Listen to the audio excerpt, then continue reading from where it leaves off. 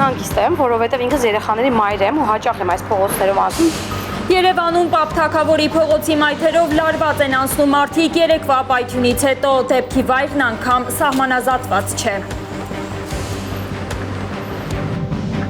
Ռուսաստանից հերթական մեղադրանքը արևմուտքը հակառուսական պլազդարմ է դարձնում Հայաստանը։ Հապկում Ռուսաստանի մշտական ներկայացուցիչն ահազանգում է ՆԱՏՕ-ն պոկում է Հայաստանին իր դաշնակիցներից։ Նիկոլը հատեց կարմիր գիծը։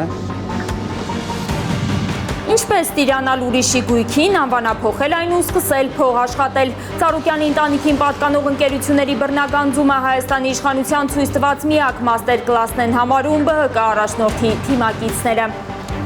Իրանց մեջ որոշել են, որ կարան օգտագործեն։ Եվ Բաքվում կալանավորված Ռուբեն Վարդանյանի կինը երկրորդ անգամ է դիմել Հայաստանի ղեկավարին ու Ադրբեջանի ՄԻՊ-ին։ Հայկերիների խոշտանգումների մասին լուրեր են հասնում Ադրբեջանից։ Գործ ունենք համատարած, համակարգային խոշտանգումների պրակտիկայի հետ։ Բարի երեկո սիրելի հեռուստադիտողներ, օգոստոսի 1-ի նորություններով եթերում Հայլուրն է։ Եվ այսպես Պապ Թագավորի փողոցում երեկվա սարսափելի պայթյունից հետո այսօր անգամ սահմանազատված չէ պայթյունի վայրը։ Մարդկանց մի մասն այդտեղով անցնում է չկռահելով անգամ, որ այս գարնանը շարված սալիկները մալուխի պայթյունից են այս ու այն կողմ ընկել։ Նրանք, ովքեր գիտեն դեպքի մասին, մտահոգ ու զգույշ են քայլում այթին, գուցե մեկ այլ հատվածում էլ խնդիր կա։ Թերացել են պետական մարմինները, սա է արձանագրում մարդկանց մեծ մասը։ Անցած տարի 477 միլիոն դրամ է հատկացրել կառավարությունը այն ժամանակ Ամիրյան փողոցի երկու մայթի սալիկապատման համար։ Հենց կառավարիչ Ռոմանոս Պետրոսյանը բարձր ջերմաստիճանով է պայմանավորել պայթյունը, անխուսափելի համարել այսպիսի պայթյունները էլեկտրալարերի ծանրաբեռնվածության պայմաններում։ Հայաստանի էլեկտրական ցանցերի տնօրենի նախկին պաշտոնակատար Դավիթ Ղազինյանը Հայլուրի զրույցում չի բացառել, որ հենց սալիկների պատճառով է տեղի ունեցել պայթյունը։ Ասֆալտի դեպքում այդպիսի պայթյուն չէր լինի Ղազինյանի խոսքով։ Պապ Թագավոր դարձած Ամիրյան փողոցում անսպասելի պայթյունից հետո հետիոտները ահուդողով են մայթով քայլում։ Հիմա այս անցում է, եթե մի մասը պայթել է, գուցե այս մի գծում է եւս խնդիր լինի մոնտաժի ժամանակ, ջուրը հոսել է, կպել է ջրային այդ գիծը, կպել է հոսանքի գծին ու դες պայթուն է տեղ ունեցել։ Կարող է եւ տեղի ունենա այս պահին, ճիշտ է։ Ու անհանգստացած եմ, հիմա քաղաքում որտեղ տես փոփոխված տարածք պետք է տեսնեմ, այս պահն եմ հիշելու։ Թագավորական փողոցի այն հատվածը, որտեղ ուրբաթ երեկոյան 7:30-ի սահմանում որոտացել է պայթյունը։ Շաբաթ երեկոյան դեռ անգամ սահմանազատված չէ։ Ստորգետնյա էլեկտրական մալուխի բռնկումից մոտ 24 ժամ անց մետաղյա լարեր են քանդված մայթին։ Էսի լավ չէ։ Սա նորմալ չէ, քանդված է ճանապարհը, դուք տեսակ ես մի կերպ անցա, սա իսկական գլխացավանք է։ Հիմա շոկ է, բավորները, աշխատողները, շինարարը գնացել են միտեղ շոկից բախկվել են, բայց գոնե դες պետք տարածքը փակեին, որպեսզի խնդիր չառաջանա։ Շատ վատ եմ վերաբերվում, չեմ տեսել ճիշտն ասած, բայց չի կարելի թույլ տալ քաղաքի մարդա դուժը։ Բարեբախտաբար ոչ ոք չի տուժել, բայց շատ են վախեցել անցորդները։ Անհանգիստ եմ, որովհետև ինքս երեխաների մայր եմ ու հաճախ եմ այս փողոցներով անցնում։ Չգիտեմ ինչն է պատճառը, բայց ամեն դեպքում վտանգավոր է։ Հեցի ժամանակավոր կառավարիչ կարկառուն ՔՊԱ-ական Ռոմանոս Պետրոսյանը աղմկոտ դեպքից անմիջապես հետո Facebook-ում գրել է, թե ստորգետնյա մալուխները պայթել են շոկ եղանակի պատճառով։ Եղանակային շոկ պայմանների հետևանքով էլեկտրաէներգիայի սպառման բեռն ավելանում է այս սեզոնին, ինչն անխուսափելիորեն հանգեցնում է բաշխման ցանցում օդային գծերի եւ մալուխների վթարների։ Այսինքն ով որ անցկացրել է մոնտաժի աշխատանքը կատարել է, իր աշխատանքում թերացել է։ Այսինքն այդ հարցերը անվտանգության հարցեր են, որոնք շատ կարևոր են, ու եթե հատկապես տուրիստական հոսքային մասը այստեղ մենք մեր երկիրն ենք ներկայացնում, այսինքն անվտանգ չի, դա նորմալ չի։ Ռոմանոս Պետրոսյանը ավելի ուշ հայտնել է, որ ներքին հետաքննություն է սկսվելու վթարի պատճառները պարզելու համար։ Հեցի գլխավոր տնօրենի նախկին պաշտոնակատար Դավիթ Ղազինյանի խոսքով հոսանքալարերի գերծանրաբեռնվածությունը կարող է լինել վթարի պատճառը։ Բացի այդ, մայթերը ասֆալտից մաքրելու, տեղը սալիկներ շարելու հետևանքով արևի ջերմությունը շուտ է հասնում հողի տակ գտնվող մալուխներին, տաքացնում դրանք։ Մալուխը ունի որոշակի խորություն, մալուխը երկու դեպքում է, ասենք, պայթում, երբ որ եւ գերծանրաբեռնվում է ինքը այդ կիլովատի անցնող հոսանքի բեռ այսպես կոչված։ Եվ եթե ասֆալտը տաքանում է կամ այդ համապատասխան քարը տաքանում է, որը նաև բեռի տաքանալու հետ միասին տաքացնում է այդի եւ տրաքացնում է։ Հիմա ասֆալտի պարագայում այդ ձևի պայթյուն չի լինի։ Դավիթ Ղազինյանն ասում է, որ մայթերը սալիկապատելուց առաջ պետք էր դիմել հեծ, որը ստուգումներից հետո միայն կարող էր ասել։ Կարելի է էլեկտրական մալուխի վրա հողաշերտով ամրացվող սալիկ դնել։ Պապ թագավորի պայթած եւ մյուս չպայթած մալուխները հին են, տասնամյակներ առաջ են անցկացվել, ասում է Դավիթ Ղազինյանը։ Հեծի ներկայիս կառավարիչը Ռոմանոս Պետրոսյանը կասկած է հայտնել, որ նախկինները որակով գործ չեն արել։ Որպեսզի Հայաստանի Հանրապետության էներգետիկ համակարգը ամբողջությամբ վերազինվի եւ չլինի ընդհանրապես հին մալուխ, ենթակայան եւ այլն, պետք է 10 միլիարդ դոլար։ Հեծը ներդրում է կատարել ընդամենը 700 միլիոնի եւ այդ պարագայում պահանջել, որ պետք է որևէ հին մալուխ չլիներ, հիմա շատ ներողություն մի տարի դուք եք, բայց ինչի կա։ Այսինքն երբ որ իրանց չէր այդպես խոսում են, հիմա իրանք են կառավարում, նշանակում է այո, կարող է լինել տեխնիկական խնդիր, ազնիվ չի։ Պայթյունի կադրերից ցնցված շատ քաղաքացիներ Երևանի փողոցներ են դուրս գալիս խաչակնքվելուց հետո։ Ես իմ կյանքը, իմ ընտանիքը վստահում եմ Աստծուն, գիտեմ, որ Աստծո ձեռքերի մեջ ամեն բան ապահովված է։ Իդեպ Պապ թագավորի մայթերի սալիկապատումը, որը վթարի ենթադրյալ պատճառներից մեկն է, արժեցել է մոտ կես միլիարդ դրամ։ Լանա Համբարձումյան, Հենրիկ Համազասպյան, Աշոտ Մնոյան եւ Արմեն Ապրեսյան, Հայլուր։ Եղանակի մասին այս տարվա օգոստոսին եւ օդի ջերմաստիճանը եւ տեղումների քանակը կլինեն կլիմայական նորմայի սահմաններում, արտարոց շոքեր կամ ցրտեր չեն սպասվում, հայտնել է Գագիկ Սուրենյանը։ Բարև ձեզ սիրելի հայրենակիցներ, հայ հիդրոմետրի կանխատեսումների համաձայն այս տարվա օգոստոսին եւ օդի ջերմաստիճանը եւ տեղումների քանակը կլինի կլիմայական նորմայի սահմաններում, ինչը նշանակում է, որ ամսվա ընթացքում հանրապետության տարածքում արտարոց շոքեր կամ արտարոց ցրտեր չեն սպասվում։ Մեզ սպասվում է մեր կլիմայական պայմաններին բնորոշ օգոստոս։ Անբարենպաստ եղանակը պահպանվում է հայ-ռուսական հարաբերություններում։ Այս շաբաթ հասկզվին Փաշինյան-Պուտին հեռախոսազրույցը ավելի շատ սրել է իրավիճակը, քան մեղմացրել։ Մոսկվայից հերթական մեղադրանքն է հնչել, որ արևմուտքը հակառուսական պլազդարմ է դարձնում Հայաստանը։ Հայկական երկաթուղիների շահագործման համար Ռուսաստանից տարեկան 2 միլիարդ դոլար պահանջելու սպառնալիքը նույնպես արևմտյան ազդեցությամբ արված հայտարարություն են համարում քաղաքագետները։ Արևմուտքի ականջներն են տեսնում վերլուծաբանները նաև ԵԱՏՄ-ն կաթվածահարանելու, ճգնաժամը խորացնելու Փաշինյանի թիմի քաղաքականության հետևում, չնայած Հայաստանի էկոնոմիկայի նախարարը վերջին 3 օրերին 2 անգամ սեր է խոստովանել ԵԱՏՄ-ին։ Ռուսաստանը չի դադարում արևմուտքին մեղադրել, Հայաստանը հակառուսական նոր պլացդարմ դարձնելու համար։ Հապկում Ռուսաստանի մշտական ներկայացուցիչը ՌԻԱ Նովոստիի հետ զրույցում հայտարարել է, որ ՆԱՏՕ-ն ձգտում է Հայաստանին հեռացնել հապկ դաշնակիցներից։ ՆԱՏՕ-ի երկրները եւ արևմտյան առանձին պետություններ ձգտում են քաշելով հեռացնել Հայաստանին հապկի դաշնակիցներից, այդ թվում համատեղ զորավարժությունների անցկացման միջոցով։ Հայաստանի ներկայիս ղեկավարության նման մոտեցումը անշուշտ չի համապատասխանում երկրի անվտանգության եւ ինքնիշխանության ապահովման երկարաժամկետ շահերին։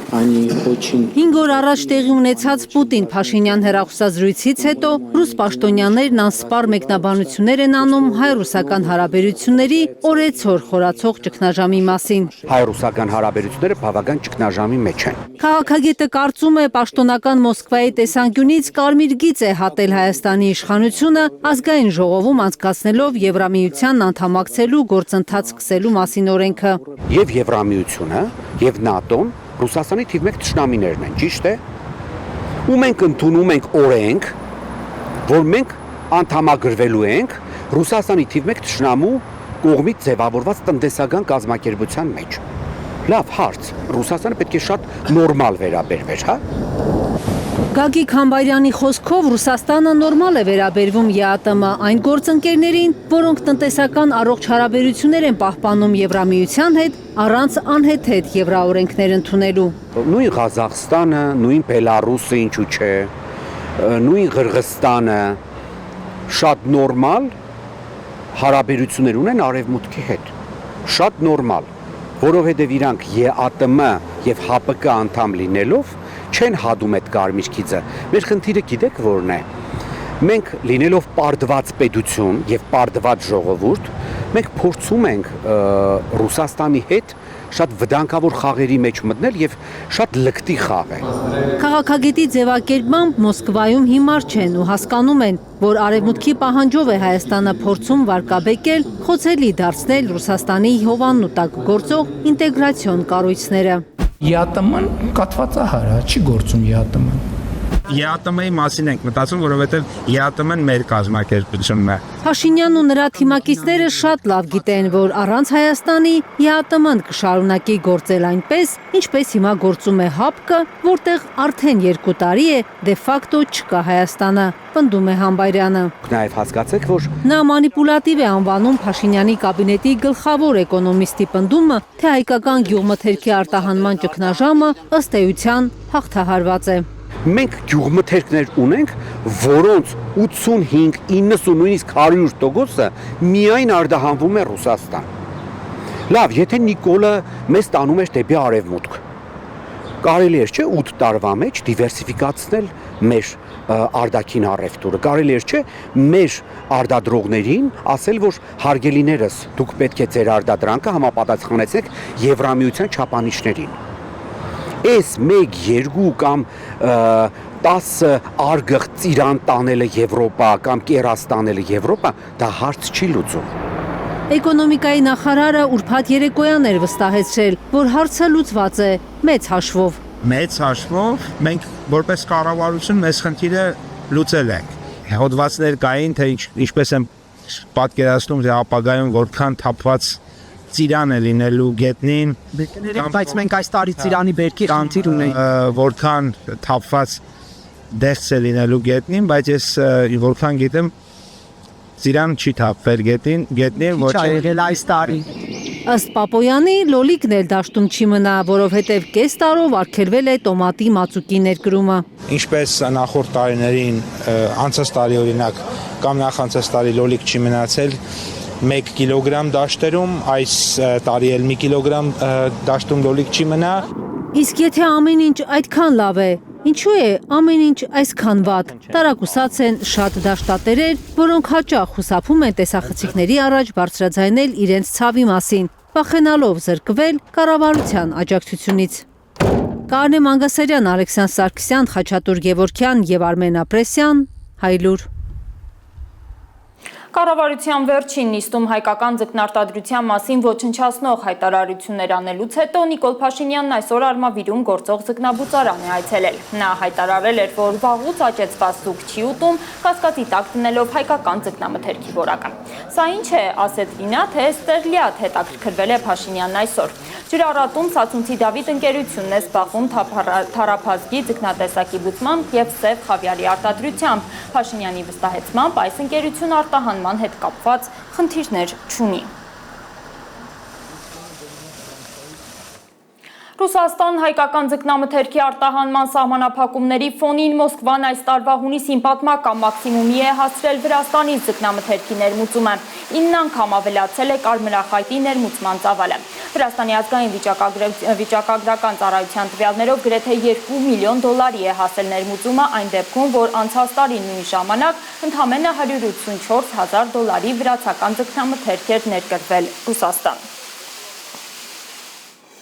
Ներքաղաքական օրակարգին անցնենք, Ծառուկյանից բռնազավթված գույքերից առնվազն 3-ի տերուտիրական է դարձել Հայաստանի իշխանությունը։ Մուլտիվելնեսը Երևանի քաղաքապետարանը ուրբաթ վերաբացել է Երևան Վելնես անունով ու սկսել շահագործել, այնինչ կենտրոնի տնօրենը նկատում է, որ քրեական գործով, որի հիման վրա բռնագանձել են Մուլտիվելնեսը, դեռ դատարանի որոշում չկա։ Տնօրեն Արման Փիրոյանը հայտարարել է, որ Երևանի քաղաքապետարանն ապօրինի է օգտագործում ընկերությանը պատկանող գույքը։ Մուլտիվելնեսի Արարատ ցեմենտի եւ Արարատ գինու կոնյակի գործարանի շուրջ վերջին զարգացումները Թերեզա Կադաևչյանի ռեպորտաժում։ Արդեն 1 օր է Երևանի քաղաքապետարանը ապօրինի օգտագործում է Մուլտիվելնես մարզաառողջարանային կենտրոնի գույքը։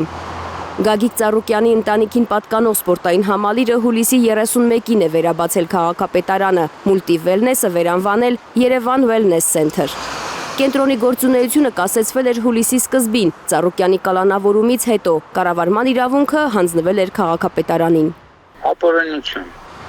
Մուլտիվելնես կենտրոնի տնօրեն Արման Փիրոյանը զարմանում է, ինչպես է քաղաքապետարանը վերաբացել սպորտային կենտրոնը, եթե քրեական գործը դեռ ընթացքի մեջ է, դատարանի որոշում չկա։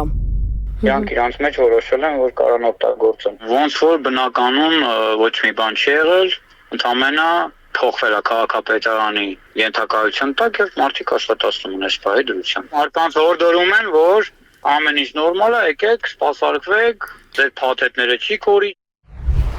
Չնայած ԲՀԿ ղեկավարին առաջադրված մեղադրանքը որևէ առնչություն չունի մուլտիվելնեսի հետ, իրավապահներն այնտեղ էլ խնդիրներ էին հայտնաբերել։ Ասում են 2023-24 թվականներին կազմակերպությունը եկամուտ է թաքցրել։ Դեռ պարզ չէ, ով է հոգալու սպորտային համալիրի ֆինանսական հարցերը։ Հուլիսի ամբողջ ծախսը սպասարկումից մինչև աշխատավարձ մուլտիվելնես ընկերության ուսերին է մնացել, այն դեպքում, երբ այդ ամիս չի աշխատել կենտրոնը։ Բավականին մեծ գումար մնացել է մեր վրա։ Այո։ Մուլտիվելնեսը մեկն է Ծառուկյանի ընտանիքին պատկանող այն գույքերից, որը նրա կալանավորումից հետո բռնագանձվել է։ Ուրբաթ գլխավոր դատախազությունը հայտնել է, որ Երևանի Արարատ կոնյակի գինու օղու կոմբինատն էլ հանձնվել է Հայաստանի կառավարմանն ու պահպանմանը։ Ավելի վաղ Արարատ ցեմենտն էր անցել Հայաստանի կառավարմանը։ Հինգշաբթի այնտեղ նոր տնօրեն է նշանակել կառավարությունը, Արագածոտնի նախկին մարզպետ, տարածքային կառավարման եւ ենթակառուցվածքների փոխնախարար ՔՊԱ-ական Դավիթ Գևորգյանին։ Սա դասական, ցավոք դասական առումով բանդիտիզմի եւ ռեկետի դրսեւորում է, որը բարձրացված է ըստ էության պետական մակարդակի, այն իշխանությունը, որը առավոտից երեկոյին ասբերանները չորացնելով բղավում էր, որ իրենք թալանի դեմ են պայքարում, ըստ էության զբաղված է թալանով։ Բարգավաճ Հայաստան կուսակցության քաղխորհրդի անդամ Արման Աբովյանի կարծիքով քաղաքական հաշվեհարդար են տեսնում Գագիկ Ծառուկյանի նկատմամբ նրա ազգապահպան ծրագրերի համար։ Գագիկ Ծառուկյանը, որը հանդես էր գալիս երկու հիմնարար սկզբունքներով՝ հանրային համերաշխություն եւ Հայաստանի Հանրապետության տնտեսական զարգացում եւ անվտանգություն, չէ՞, երաշխավորված անվտանգության կոնցեպտը։ Ինչ, սա է մեղավորությունը Ծառուկյանը։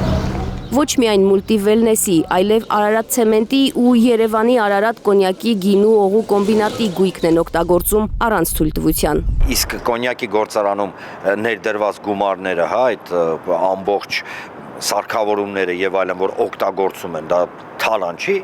իսկ Արարատ ցեմենտին, որտեղ նույն Ծառուկյանը հսկայական ինվեստիցիաներ, թե կոնյակ, թե ամեն տեղ արվել էր եւ դա հիմա օգտագործվում է, դա թալան չի։ Արարատ ցեմենտ, մուլտիգրուպ կոնցեռն, մուլտիվելնես կենտրոն, Երևանի Արարատ կոնյակի գինու օղու գործարան ընկերություններում Ծառուկյանից բացի խոշոր ներդրումներ է արել նաև Բելարուսի եւ Ռուսաստանի քաղաքացի գործարար Նիկոլայ Վինիցկին։ Արտասահմանից ներդրողը միջազգային արբիտրաժ է դիմել։ Ըստ Վինիցկիի, ներդրումային պաշտպանության վերաբերյալ 3 միջազգային պայմանագիր է խախտվել Փաշինյանի գլխավորությամբ, այդ թվում Եվրասիական տնտեսական միության պայմանագիր։ Այս կամ այն առումով այս ամեն ինչ վերադարձվելու է։ Արման Աբովյանը համոզված է, արբիտրաժը հօգուտ ներդրողների է որոշում կայացնելու։ Միջազգային յուրաքանչյուր, նույնիսկ ամենաթեթև արբիտրաժը ինքը միանշանակ այս ամբողջ process-ը կբերի նրան, որ ի վերջո գումարային առումով կկոմպենսացվի։ Հայաստանի քաղաքացին պետք է իմանա, որ ընդդիմախոսների գույքն ու բիզնեսը զավթելով իշխանությունը կանաչ լույս է վառում ցանկացած քաղաքացու ունեցվածքին տիրանալու համար, ասում է ԲՀԿ ներկայացուցիչը։ Յուրաքանչյուր քաղաքացու տունը, տեսեք, նույն բիզնեսը չեմ ասում, կարան մտնեն ու ասեն վերջ, մենք հիմա համարում ենք, որ սա քոնը չի, իսկ թալան են։ Թերեզա Կադաևչյան, Աշոտ Մնոյան, Հարություն Մաթևոսյան, Հայլուր։ 4 օր է ոստիկանությունը փնտրում է Իդրամի ինկասատորին կողոպտած մարդուն։ Հուլիսի 28-ին գիշերը 1:30-ի սահմանում ոստիկանությունը օպերատիվ տեղեկություններ է ստացել, որ մի քանի ժամ առաջ հարավ-արևմտյան թաղամասում Անդրանիկի փողոցի հասցեներից մեկում կողոպտել են Իդրամի ինկասատորին Երևանի բնակիչ 51-ամյա Լաերտ Գ-ին։ Գագիկ Շամշյանին նա հայտնել է, որ ինկասացիա կատարելու ժամանակ ցաղավարտով իրեն անծանոթ անձը բացել է ինկասացիոն ավտոմեքենայի հետևի դուռը եւ սրահից հափշտակել դրամական կապոցներով լցված 34 պայուսակ։ Եվ Եվ մինչ թողարկման երկրորդ մասին անցնելը Բաքվում կալանավորված Արցախի նախկին պետնախարար Ռուբեն Վարդանյանի կնոջ երկրորդ նամակի մասին ուղղված Հայաստանի ղեկավարին ու Ադրբեջանի ՄԻՊ-ին Բաքվի բանտել մարդասիրական այց կազմակերպելու հարցով։ Նախորդ նամակներին պատասխան չի ստացել Զոնապենդը։ Այցի կազմակերպման անհրաժեշտությունը ավելի է ընդգծվում իրավապաշտպանների ունեցած լուրերի ֆոնին, որ Բաքվի բանտերում խոշտանգում են հայ գերիներին։ Լիլիթ Գասպարյանի ռեպորտաժը։ Ռուբեն Վարդանյանի կինը 3 շաբաթում երկրորդ բաց նամակն է ուղարկել Հայաստանի վարչապետ Նիկոլ Փաշինյանին ու Ադրբեջանի ՄԻՊ Սաբինա Ալիևային։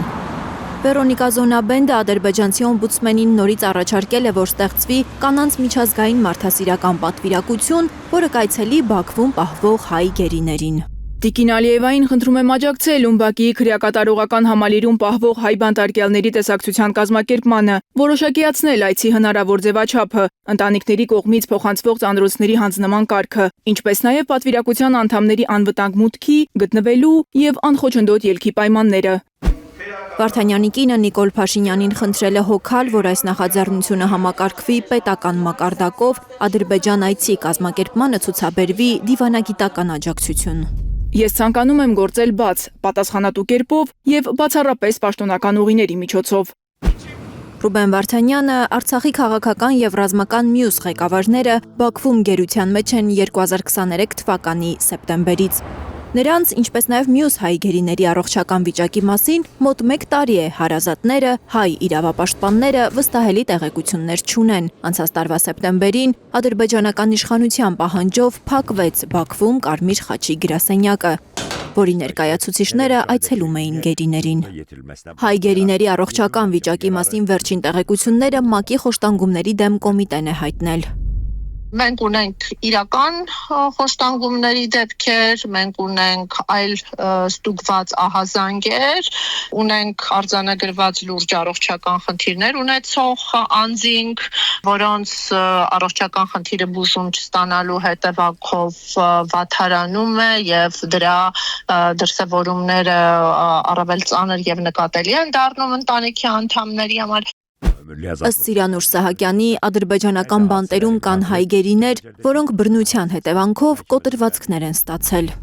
Ադրբեջանական փակ հաստատություններում, այդ թվում այն հաստատություններում, որտեղ պահվել կամ պահվում են հայ գերիները, խոշտանգումները ունեն էնդեմիկ եւ սիստեմատիկ բնույթ։ Այսինքն այստեղ գործ ունենք համատարած, համակարգային, արդեն իսկ օրգանիկ դարձած խոշտանգումների պրակտիկայի հետ, որտեղ բնականաբար էթնիկ հայերը չեն կարող լինել բացառություն, այլ կարող են լինել օրինաչափություն եւ կարող են բացական տարբերակված վերաբերմունքի արժանանալ պայմանավորված ազգային պատկանելիությամբ։ Հարազատները, որ երբեմն հեռախոսով լսում են գերիների ձայները, տեսնում նրանց ադրբեջանական հեռուստաալիքներով, նույնպես ահազանգում են գերիների առողջական վիճակը շատ վատ է։ Առողջ ու պինդ տղամարդիկ օրեցօր ավելի են հյուծվում, մաշվում։ Լիլիթ Գասպարյան, Հարություն Մաթևոսյան, Հայլուր։ Սիրելի հեռուստադիտողներ, թողարկման երկրորդ մասում կանդրադառնանք միջազգային դրահոսի թեմաներին։ Ամեն ինչ վառվում էր, մենք բնակիչներով փորձում ենք օգնել փրկարարներին։ Ուկրաինայի մայրաքաղաքն այս գիշեր ցնցվել է ռուսական հարվածներից, 1 տասնյակ զոհի ու 3 տասնյակ վիրավորի մասին է հայտնել ուկրաինական կողմը։ Իսպանական Սեուտա մարոկացիների հոսքը լավ ապրելու երազանք, թե թույլատրված արտագաղթ Իսպանիային ճնշելու համար, ավելի քան 50,000 ներգաղթյալ հետ է գնացել Մարոկկո։ Եկանք, որովհետև ասացին, թե Իսպանիան բացել է սահմանները։ Եվ վերջում կտեղափոխվենք հարավային Չինաստանի ամենամեծ բնագիտական թանգարան, որտեղ ավելի քան 190 էկրաններին ցուցադրված է երկիր մոլորակի պատմությունը։ Ամենացնցող սրահը դինոզավրերինն է։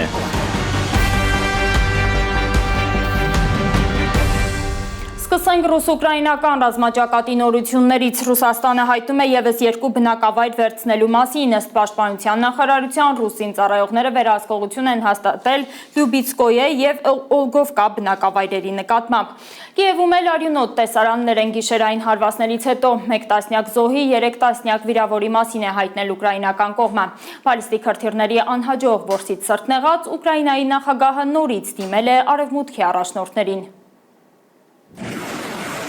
4 տարի, 5 ամիս եւ 7 օր։ Նոր զոհեր ու վիրավորներ։ Ռուս-ուկրաինական պատերազմը շարունակվում է։ Կիևի բնակիչներն ուշքի չեն գալիս գիշերվա արյունոտ տեսարաններից։ Ուկրաինայի մայրաքաղաքի վրա ռուսական օդային հարվածների զոհերի թիվը հասել է 10-ի, 30 վիրավորների մեջ երեխաներ կան, ըստ ուկրաինական կողմի։ Ամեն ինչ վառվում էր, մենք բնակիչներով փորձում էինք օգնել փրկարարներին, հանգցնել կրակը, բայց մի տուն լրիվ վառվեց, այնտեղ հնարավոր չէր մտնել, մարդ փրկել։ Ուկրաինական աղբյուրները հայտնում են, որ ռուսական բալիստիկ հրթիռներից Կիևում շենքեր են փլուզվել, մեքենաներ հրդեհվել։ Փրկարարները դեռ շարունակում են փլատակներից մարդկանց հանել։ Ըստ Ուկրաինայի նախագահ Վլադիմիր Զելենսկիի, անցած գիշեր Ուկրաինայի վրա արձակվել է 185 հարվածային ԱԹՍ, 35 հրթիռ, որից 27-ը բալիստիկ։ Զելենսկին վստահեցնում է, որ իր բանակին հաջողվել է խոցել բալիստիկ հրթիռներից միայն մեկը, քանի որ Ուկրաինան Միացյալ Նահանգներից այդպես էլ չի ստանում պատրիոտ հակաօդային պաշտպանության հրթիռներ արտադրելու թույլտվություն։ Ուկրաինայի նախագահը նորից է արևմտյան դաշնակիցներին դիմել։ Չափազանց կարևոր է, որ մեր գործընկերները հասկանան, մեզ այդ ամենը պետք է ոչ թե ինչ-որ տեղ պահեստներում ենթադրյալ իրավիճակների համար, այլ այստեղ եւ հիմա Ուկրաինայում Ռուսաստանին զսպելու համար։ Բալիստիկ հրթիռների դեմ պայքարը կփրկի մեր ժողովրդի կյանքը։ ԱՄՆ նախագահ Դոնալդ Թրամփը, որ նախկինում խոստանում էր թույլատրել ուկրաինացիներին իրենց երկրում արտադրել պատրիոտ հրթիռներ, հիմա կարծես փոշմանել է։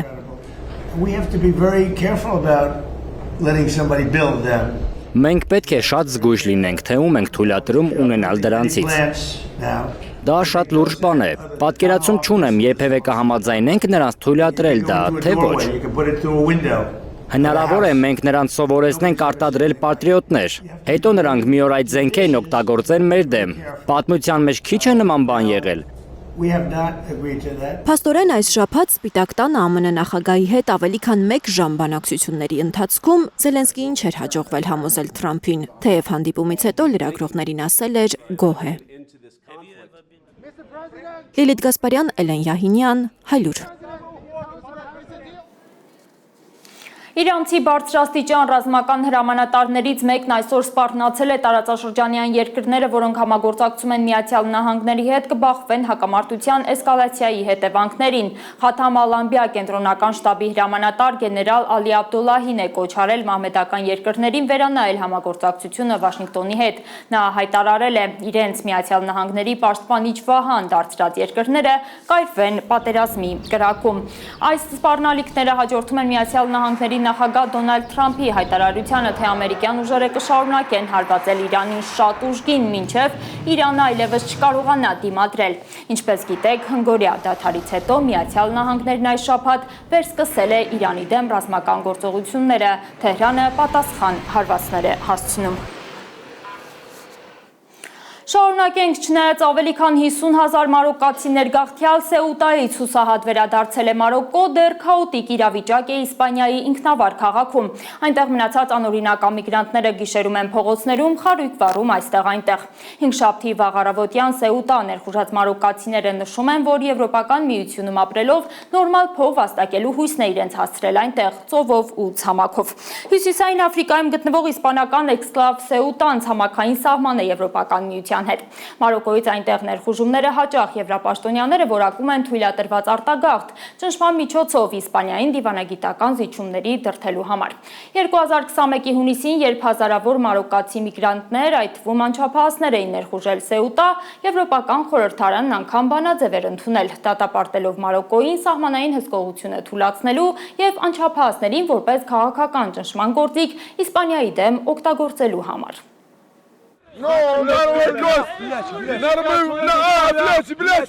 Սեուտայում, իսպանական ինքնավար քաղաքում, մարոկկացի միգրանտները գիշերել են մայթերին, ծովափի աղազի վրա, խարույկներ են վառել, անհոգ պառկել շուրջը։ Խաղաղ տեսարաններ նախօրեի քաոսից հետո, զանգվածաբար Սեուտա գնացած մարոկկացի ապօրինի ներգաղթյալները թալանել էին խանութներ, փորձել զբաղեցնել դատարկ տները։ Միգրացիոն աննախադեպ ներխուժումից ժամեր անց տասնյակ հազարավոր մարոկկացիներ հիասթափվել են, կամովին վերադարձել են հայրենիք, սնունդ ու ապաստան չգտնելով։ Տարբեր աղբյուրների տվյալներով անսպասելիորեն Սեուտա ներգաղթած 60 հազար մարոկկացիներից 48-ից 53 հազարը լքել են իսպանական քաղաքը, որն անկլավ է Մարոկկոյի հյուսիսում։ Իսպանական մամուլի հրապարակած այս թվերը Մարոկկոյի ներքին գործերի նախարարությունը ոչ հաստատել է, ոչ հերքել։ Սեուտայում հայտնված երիտասարդ մարոկացիները պատմել են, ավելի լավ կյանք ունենալու հույսն է իրենց ստիպել ջարդել Եվրոպական միության դարպասները։ Մարոկկոյում օրական աշխատում են 12 ժամ, չնչին աշխատավարձով։ Հինգշաբթի վաղ առավոտյան էին հիմնականում ծովով, նաև ցամաքով ներխուժել իսպանական քաղաք։ Իսպանիայի ներքին գործերի նախարարության տվյալով միգրանտների թիվը հատել է 60 հազարի սահմանը։ Դա հավասար է Սեուտայի բնակչության 70%-ին։ Իսպանացիները փորձել էին կասեցնել միգրացիոն գրոհը ջրցաններով, արդյունքաբեր գազով եւ նախազգուշական կրակոցներով։ Առնվազն 57 միգրանտ է մահացել, խեղդվել է ծովում կամ հրմշտոցի պատճառով։ Բազմաթիվ մարոկացիներ շարունակում են գնալ Սեուտայի սահմանի մոտ, իրենց հարազատների ճակատագրի մասին լուր իմանալու։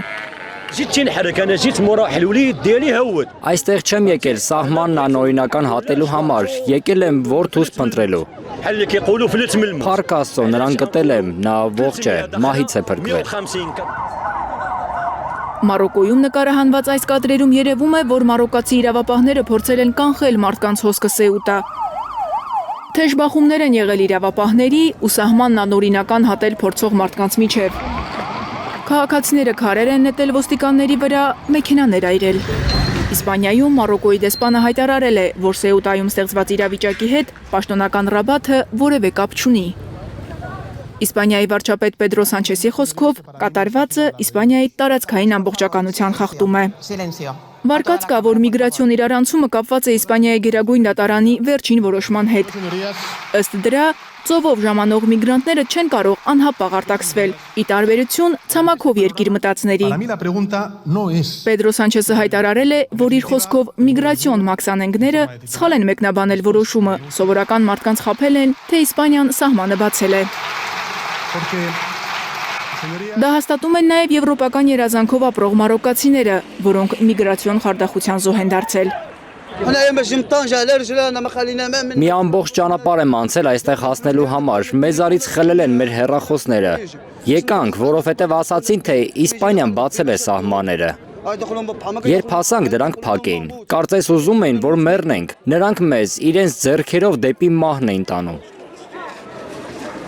Իսպանական մամուլը գրում է, որ գերագույն դատարանի որոշումը կայծակնային արագությամբ տարածել են մարդկանց թրաֆիքինգով զբաղվող ցանցերը, հսկայական շահույթներ ստանալու նպատակով։ Մարիամ Ամերջանյան, Էլենա Հինյան, Հայլուր։ Վերջին ավելի քան 40 տարվա ամենաուժեղ երկրաշարժն է եղել Նեապոլի մոտակայքում 4.7 մագնիտուդ ցնցումների հետևանքով էլեկտրաէներգիայի մատակարարման ընդհատումներ են եղել, գնացքների եւ մետրոյի աշխատանքը խափանվել է։ Նեապոլի թաղամասերից մեկում հսկայական քարերը գլորվել են լեռնալանջից եւ ջախջախել կայանած մեքենաները։ Իտալիայի կառավարությունն արտակարգ խորհրդակցություն է հրավիրել իրավիճակը գնահատելու համար։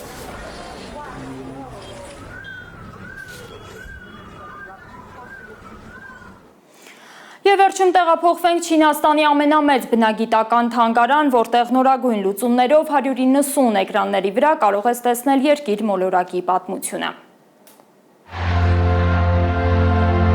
Դինոզավրերի բրածոներից մինչև տիեզերքի գաղտնիքներ։ Բնությունն ու նորագույն տեխնոլոգիաները միավորվել են մեկ հարկի տակ Շենժեն քաղաքում։ Հարավային Չինաստանի ամենամեծ բնագիտական թանգարանն է։ Նոր է բացվել ու արդեն հազարավոր մարդկանց է տպավորել իր անսովոր ցուցանմուշներով։ Թանգարանում 8 սրահ կա՝ տիեզերք, երկիր, էվոլյուցիա, դինոզավրեր։ Ավելի քան 100,000 քառակուսի մետր տարածք զբաղեցնող թանգարանում ոչ միայն տեսնում ես մարդկության էվոլյուցիայի ամբողջ ընթացքը, լսում ցնցող պատմություններ, այլև դառնում ես այս պատմության հերոսներից մեկը, հաղթելով ժամանակի ու տարածության բոլոր սահմանները։ Ամենացնցող սրահը դինոզավրերինն է։ Հենց մտնում ես, առաստաղին հսկայական էկրան ես տեսնում, բազմաթիվ բրածոներով եւ մասունքներով։ Երկիր մոլորակի 4 միլիարդ 600 միլիոն տարվա պատմությունը ներկայացնելու համար այստեղ օգտագործվել է ավելի քան 190 ինտերակտիվ էկրան։ Սա նոր գիտելիքներ ձեռք բերելու չափազանց հագեցած, տպավորիչ ձև է։ 21-րդ դարի տեխնոլոգիաները կենթանացնում են շատ հեռավոր անցյալը, ապշած են այցելուները։ Ավանդական ցուցանմուշներն իրենք են պատմում իրենց անցած ճանապարհի մասին, թվային գերժամանակակից լուծումների շնորհիվ։ Ամենատպավորիչն արհեստական բանականության եւ վիրտուալ իրականության տեխնոլոգիաների կիրառումն է։ Այն օգնում է այցելուներին ոչ միայն դիտել, այլև շփվել տարբեր ցուցանմուշների հետ, դրանց մի մասնիկը դառնալ։ Դանիական, կանադական, չինական ճարտարապետական հայտնի ընկերություններն են նախագծել թանգարանը։ Ավելի քան $500 միլիարդ ծախսել։ Թանգարանը դրսից էլ է նույնքան տպավորիչ։ Հեղինակները ոգեշնչվել են գետի դելտայից։ Դա գետաբերանի եռանկյունաձևն է, որ նման է հունական այբուբենի դելտա տառին։ Թանգարանի տոմսի արժեքը 80 յուան է, 4300 դրամ։ Մարիամ Ամերջանյան, Հարություն Մաթևոսյան, Հայլուր։ Սիրելի հեռուստադիտողներ, օրվա նորություններով եթերում Հայլուրներ, շնորհակալություն ուշադրության համար, հաջողություն։